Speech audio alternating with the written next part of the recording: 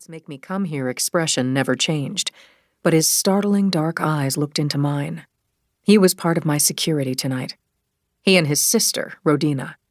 I hadn't even caught a glimpse of her yet, and then I realized that Rue had done something small on purpose, so I'd look at him. He was still undercover, but he wanted me to see him so I'd feel better.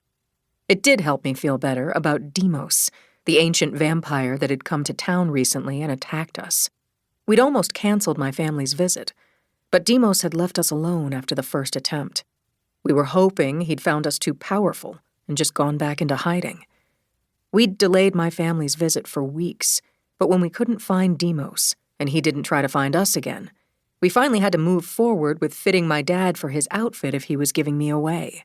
Since he was very Catholic and I was marrying a vampire, that was still up for debate.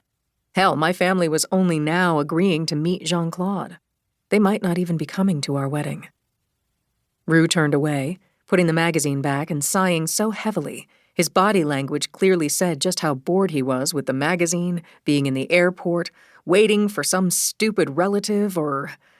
I had no idea how he and all the Harlequin did it.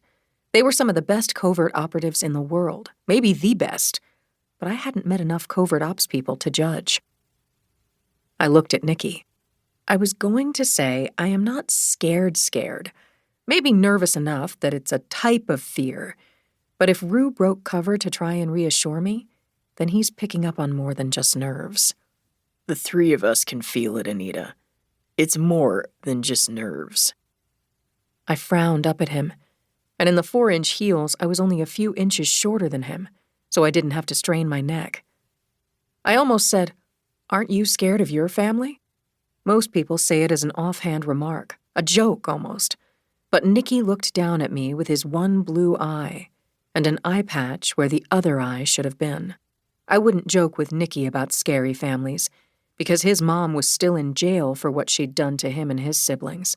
My family had its problems, and some of them had screwed me up pretty bad. But compared to Nicky's childhood, mine had been a cakewalk on Sesame Street.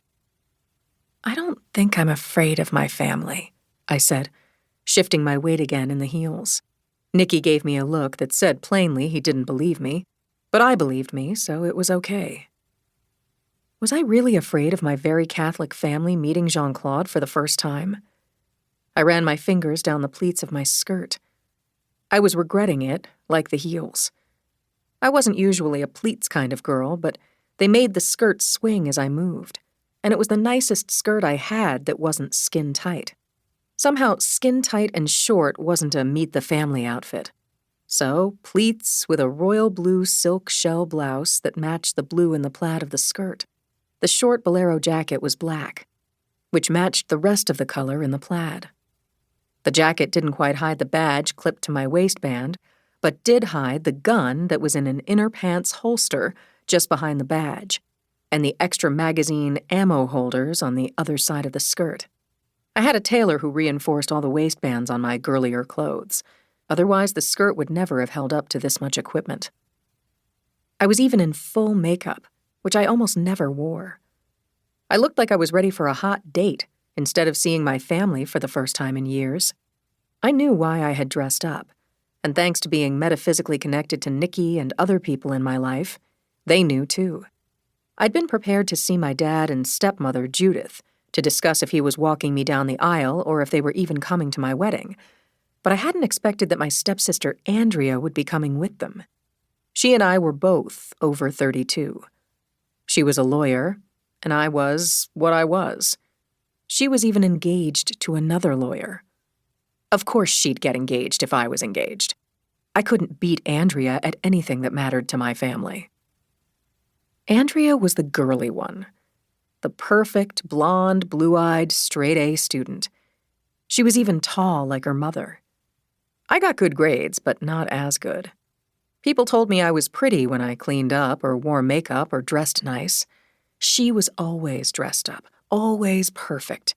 She had a sense of style, and what clothes matched and flattered her that only dating Jean-Claude had taught me. Fashion was neither natural nor a strength for me, and I found the fact that Jean-Claude didn't have any comfy clothes disturbing.